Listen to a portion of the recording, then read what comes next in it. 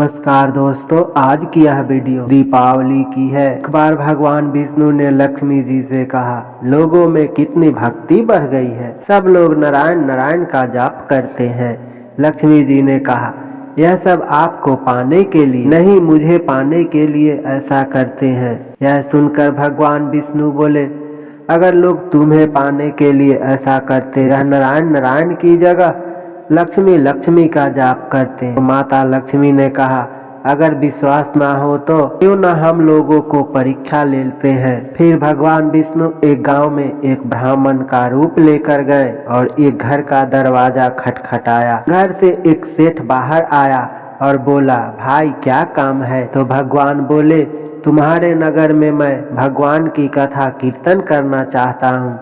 फिर सेठ बोला, ठीक है महाराज, जब तक कथा होगी आप मेरे ही घर में रहना। गांव के कुछ लोग इकट्ठा हो गए और सब तैयारी करने लगे। पहले दिन बहुत कम लोग आए, अब स्वयं भगवान ही कथा करने आए थे। तो दूसरे और तीसरे दिन लोगों की भीड़ हो गई।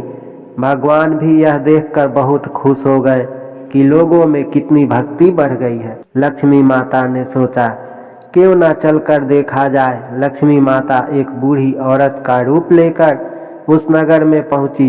वहां एक महिला अपने घर का ताला बंद कर रही थी। माता ने उससे कहा, बेटी जरा पानी पिला दे। वो महिला बोली, माता मुझे प्रवचन में जाना है। माता लक्ष्मी ने कहा, बेटी थोड़ा पानी पिला दे, बहुत प्यास लगी है। वो महिला जाकर एक लोटा पानी ले आई। माता ने पानी पिया और लोटा वापस लौटाया तो वह सोने का हो गया। यह देखकर महिला अचंभित हो गई। उसने सोचा, स्टील का लोटा सोने का कैसे हो गया, यह तो चमत्कारी माता जी की है।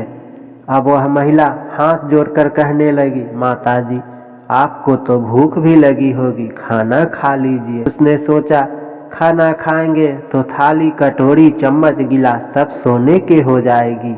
माता लक्ष्मी बोली, तुम जाओ बेटी, तुम्हारा प्रवचन सुनने का समय हो रहा है। वह महिला फिर प्रवचन में गई, लेकिन वहां जाकर आसपास की सभी औरतों को उसने यह बात बता दी। अगले दिन से लोगों की संख्या कम हो गई। भगवान ने पूछा, लोगों की संख्या कम कैसे हो रही है। किसी ने कहा, एक चमत्कारी माता जी आई है, वह जिसके घर दूध पीती है गिलास सोने का हो जाता है, थाली में रोटी सब्जी खाती है तो थाली सोने का हो जाता है, इसलिए लोग प्रवचन में नहीं आते। भगवान नारायण समझ गए कि लक्ष्मी जी का आगमन हो चुका है। यह बात सुनते ही जिन सेठ जी ने कथा का आयोजन किया था वह भी उठ के वहां से खिसक गए और माता लक्ष्मी के पास पहुंचकर बोले, मैं तो भगवान की कथा का आयोजन कर रहा था और आपने मेरे ही घर को छोड़ दिया। माता लक्ष्मी जी बोली, तुम्हारे घर में सबसे पहले आने वाली थी, लेकिन तुमने अपने घर में जिस कथा कहने वाले को ठहराया है, तुम उसे यहाँ से जाने को कहोगे तभी मैं यहाँ आ सकती हूँ। उन्होंने कहा, बस इतनी सी बात, अभी मैं उनकी व्यवस्था धर्मशाला के कमरे में करवा देता हूँ। जैसे ही भगवान कथा कह के सेठ जी के घर आए तो सेठ जी बोले, अपना बिस्तर बांधो, मैंने आपकी सारी व्यवस्था धर्मशाला में कर दी है। तो वह महाराज बोले, अभी तो 2-3 दिन बचे हैं कथा के, यहीं रहने दो मुझे। सेठ जी बोले, नहीं नहीं, आप यहाँ से जल्दी जाओ, मुझे और कुछ नहीं सुनना, मुझे यहाँ अपने किसी और मेहमान को ठहराना है। इतने में लक्ष्मी जी आई और सेठ जी से बोला, आप थोड़ा बाहर जाइए, इनसे तो मैं ही बात कर लेती हूँ। माता लक्ष्मी जी भगवान विष्णु जी से बोली, प्रभु अब तो आप मान गए ना।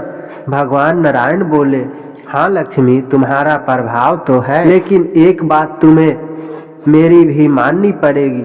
तुम यहाँ भी आई जब संत के रूप में मैं यहाँ आया। संत जहाँ कथा करेंगे वहाँ लक्ष्मी का निवास जरूर होगा।